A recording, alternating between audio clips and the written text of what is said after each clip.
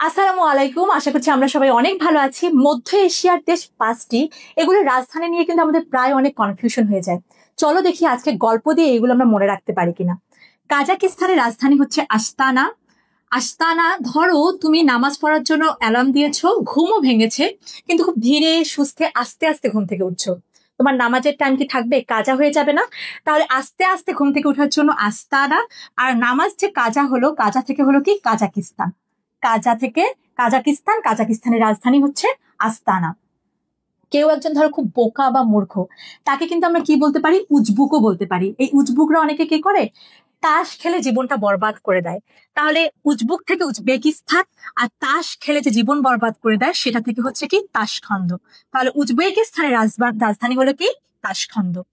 তোমার স্বভাব যদি হয় অনেক বেশি তর্ক করা, তুমি ধরো কথায় কথায় অনেক তর্ক করো, তোমার জীবন নিয়ে কিন্তু খুব বেশি আশা করা যায় না।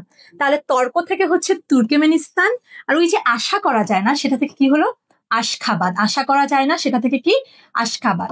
আচ্ছা, কেউ একজন ধরো তোমার খুব শত্রু বা দুশ্মন আছে, এই দুশ্মনের মাথায় কি তুমি মুকুট বা তাজ পরাতে চাইবে? চাইবে না। তাহলে এই তাজ থেকে হলো তাজিকিস্তান, আর ওই দুশ্মন থেকে হলো কি? দুশানবে। দুশ্মন থেকে হলো কি? দুশানবে। এখন দেখো, কিরগিজস্তানটা আমরা মনে রাখতে পারি এইভাবে, এটা রাজধানী হচ্ছে বিশকেক।